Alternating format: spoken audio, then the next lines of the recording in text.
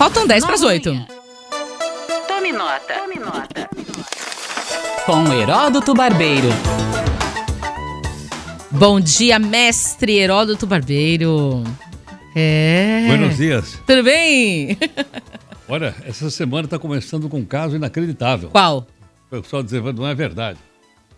Os senadores vão trabalhar hoje. Ai, sério? Será que já estão acordados? Não, é o seguinte.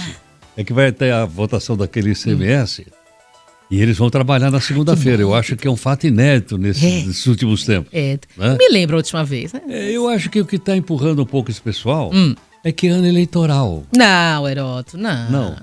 É trabalhar pelo ICMS mesmo, pela votação. É porque eu imaginei, como é ano eleitoral, a gente sabe que no nosso Senado ele é trocado de 1/3 e 2/3. E agora nós vamos trocar 1/3. Não é? E esse 1/3, a maior parte deles vão ser candidatos à reeleição.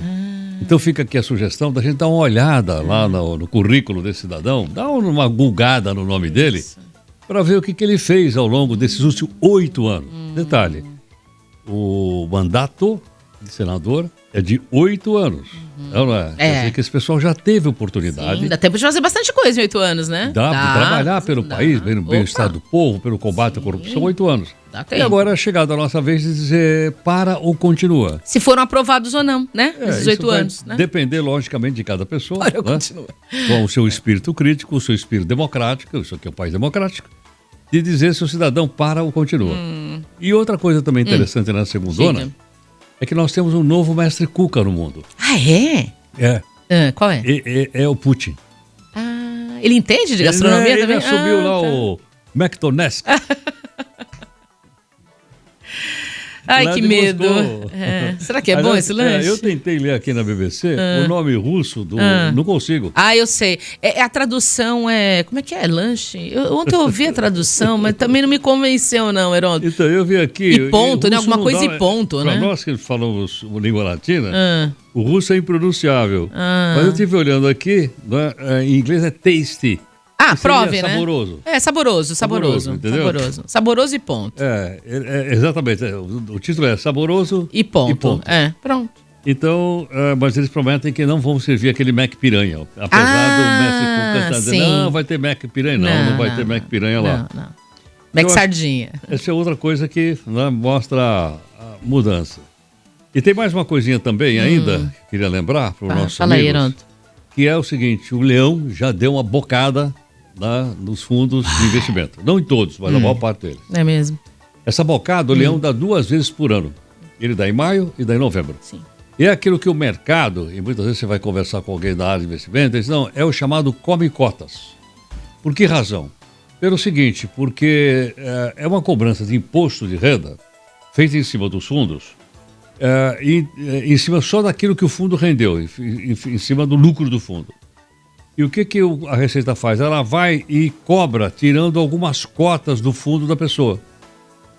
Então o indivíduo vê o saldo de cotas dele, né, de maio, chega em junho, o saldo de cotas é menor, porque a Receita Federal tirou uma parte daquilo a título de imposto de renda. E é por esse motivo, então, que é chamado carinhosamente come cota. Carinhoso. Carinhoso. Então tem agora em maio e tem agora em novembro. O que mostra aí uma mudança de comportamento, as pessoas precisam entender e tudo mais. E um detalhe interessante ainda nessa área, Vanessa, é o seguinte: está ficando mais popular os investimentos na Bolsa de Valores.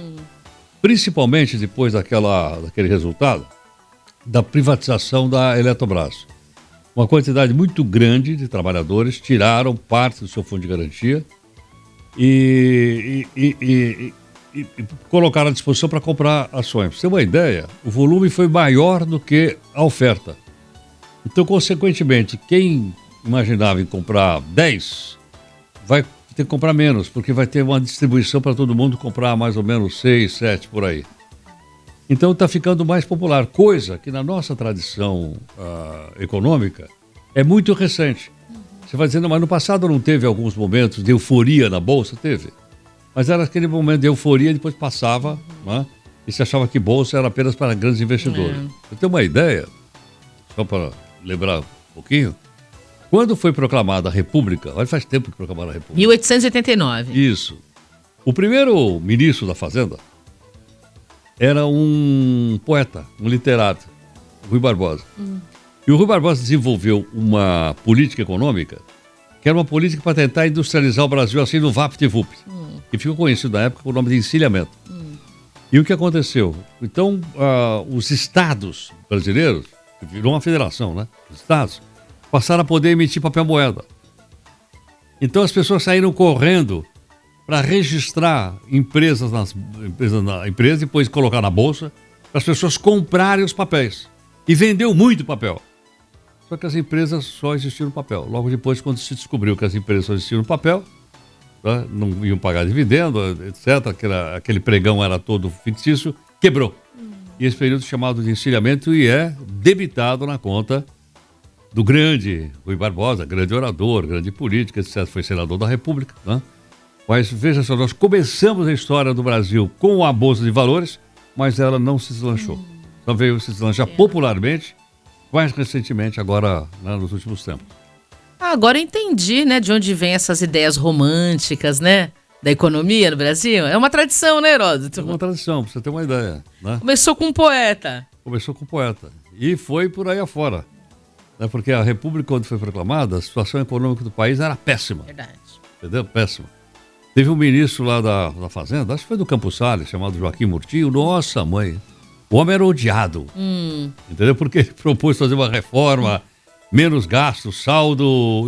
Sabe aquelas coisas que a gente já ouviu falar por aqui? Pois é, ele fez, por sinal. E a indústria também não estava desenvolvida, né? Nada, não tinha. Não, era bem agrário o Brasil, né? Não tinha. É café, né? 4 séculos de escravidão, né? Era só café. A economia brasileira estava em cima de uma monocultura de café, que durou até 29. Aí quebrou a bolsa, ninguém comprou café mais de nós quebramos junto. Que pena. Gente, além do Heródoto trazer o contexto histórico, cai no Enem isso aí, hein? Você que é estudante, cai no Enem. Esse tipo de informação e de história. Heródoto, você é incrível. É uma aula todo dia aqui de história.